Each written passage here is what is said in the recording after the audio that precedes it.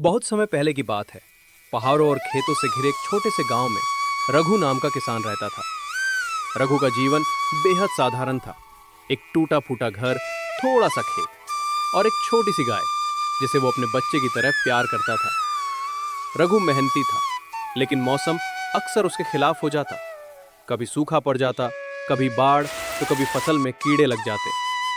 पैसों की तंगी से वो थक चुका था, मगर हार मानने वालों में से नहीं था। एक दिन सुबह सुबह रघु खेत जोतने गया।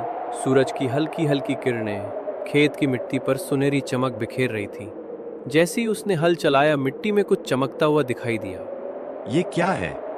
उसने सोचा और झुककर मिट्टी हटाई। वहां एक छोटा सा लेकिन बेहद चमकदार पत्थर था, जो धूप में ऐसे चमक रहा था जैसे सोने से भी कीमती हो। रघु ने उसे हाथ में उठाया और तभी उसके पीछे से एक अजीब सी सरसराहट की आवाज आई। मुड़कर देखा तो एक सफेद रंग का चूहा खड़ा था। उसकी आंखें भूरे रंग की थीं और मूछें काली थीं। चूहे ने इंसानी आवाज में कहा, रघु, डर मत। मैं कोई साधारण चूहा नहीं हूँ, मैं एक जादुई चूहा हूँ। तुमने मेरा जादुई पत्थर ढूंढ लिया है, इसलिए मैं तुम्हें 3 वरदान दूंगा। लेकिन याद रखना, लालच मत करना, वरना जादू उल्टा पड़ जाएगा। रघु पहले तो हैरान हुआ, फिर बोला, अगर तुम सच में जादुई हो तो मेरा पहला वरदान यही है, मेरे घर में हमेशा अनाज भरा रहे। चूहे ने अपनी छोटी सी पूंछ हिलाई और कहा, जैसा तुम चाहो। पहला वरदान। जब रघु घर पहुंचा तो हैरान रह गया। उसका पुराना अनाज का कोठार अब गेहूं, चावल, दाल और हर तरह के अनाज से भरा था। उसकी पत्नी और बच्चे खुशी से झूम उठे।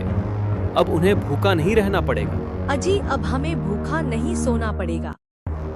हम अपने बच्चे को भर पेट खाना खिला सकते हैं। हम भूखे नहीं रहेंगे।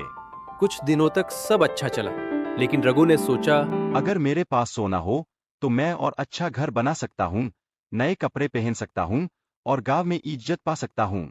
वह फिर खेत में गया और जादुई चूहे को पुकारा। मुझे दूसरा वरदान चाहिए, ढेर सारा सोना।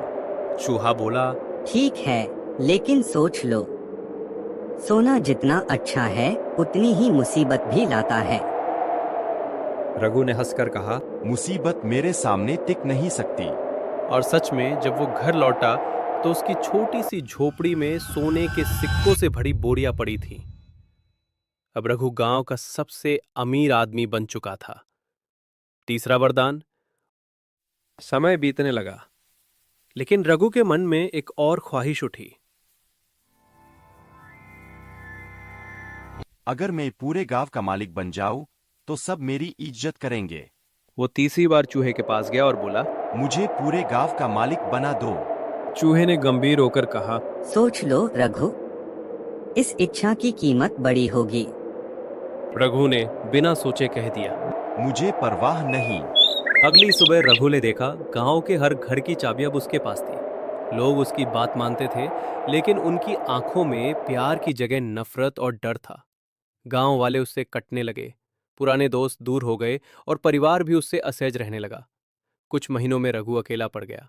सोना, अनाज और बड़ा घर होने के बावजूद उसका दिल खाली महसूस करता था।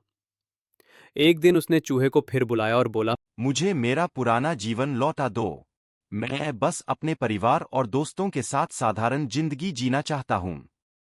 चूहे ने मुस्कुराकर कहा, यही समझाना चाहता था रघु, असली खुशी चीजों में नहीं बल्कि अपनों के साथ होने में है। और उसी पल सब कुछ पहले जैसा हो गया। न ज्यादा अमीरी, न ज्यादा गरीबी, लेकिन मन में संतोष और चेहरे पर मुस्कान। सीख। लालच हमेशा नुकसान देता है, संतोष में ही असली सुख है।